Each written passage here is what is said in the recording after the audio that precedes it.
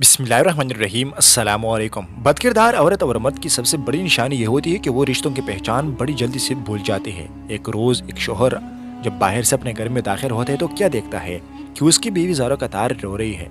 रोने का जब सबब हो उसके शोहर ने दरियाफ्त किया तो बीवी कहने लगी कि प्यारे, हमारे घर के पेड़ पर बैठने वाले परिंदे बसा औकात मुझे बिला शरी हिजाब और बगैर पर्दे के देखते हैं, तो मुझे डर लगता है कि कहीं इसमें अल्लाह की मौसियत और गुनाह का इर्तिकाब न होता हो, जिसका अगर मुझे एक दिन अल्लाह के सामने हिसाब देना पड़ गया तो मैं क्या जवाब दूंगी। बस यही सोचकर और इसी खौफ से मैं रो रही हूँ। बज़ाहिर इंतहाई नेक और दिन जज्बात से लबरेज बीवी का यह जवाब सुनकर शोहर बहुत खुश हुआ और उसकी ऐस दर्जा पकदाम ने पाकीज़गी और जज्बे खुदा तरसी को देखते हुए आलम भी खुदी में फ़ौरन उसका माथा चुमा और उसी वक्त कुल्हाड़ी लेकर घर के पेड़ को काट कर बाहर फेंक दिया। इस वाक़े के एक ही हफ्ते बाद एक रोज़ वो शोहर अपने काम से जल्दी फारिग होकर अपने नॉर्मल वक्त से पहले घर आ गया तो क्या देखते कि उसकी वही पारसा बीवी अपने आशिक के बानों में लेपटी हुई सो रही है।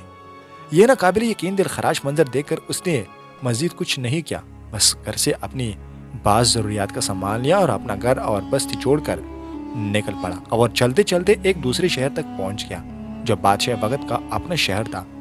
वहां क्या देखते हैं कि अमीर शहर के महल के इर्द गिर्द काफी लोग जमा हैं। यह मंजर देखकर जब उसने उस भेड़ का सबब पूछा तो लोगों ने बताया कि बादशाह सलामत की तिजोरी चोरी हो गई है। इसी दौरान इस भेड़ से एक ऐसे शख्स का गुजरा हुआ जो पूरे पैर के बजाय सिर्फ अपनी उंगलियों के अतराफ के बेल बहुत संभल और बचा कर इंतहाई एहतियात से चल रहा था।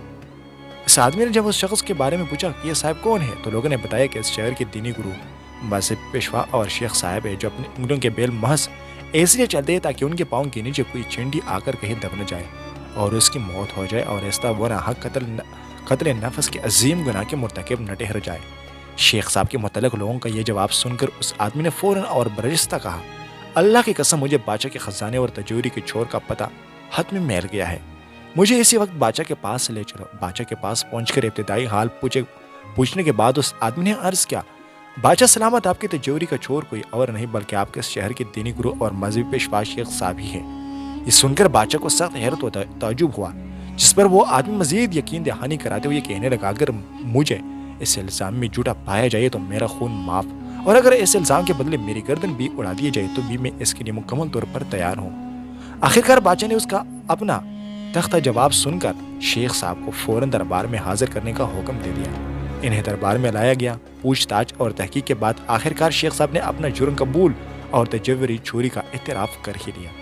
शेख के इकरार और जुर्म के बाद बादशाह शख्स से कहने लगा, तुम ये बताओ कि आखिर तुमको कैसे पता चला कि चोर यही शेख साहब है, जबकि वो अपनी ज़ाहिरी शक्ल, सूरत और वज़ह कतर से इंतहाई नेक, सालेह और पारसा देखते हैं। बादशाह के इस सवाल का जो कीमती जवाब उस आदमी ने अपने साबिक़ा तजुर्बात की रोशनी में दिया, वह जवाब यह था कि जब भी इजहार पारसाई में मुबालगा राय हो रही हो और जहाँ भी नेकी और फ़ज़ाइल के बयान में हद से ज़्यादा दिखावा नजर आए तो आप फ़ौरन समझ लें कि वहाँ ज़रूर किसी बड़े जुर्म और गुनाह को छुपाने की कोशिश हो रही है।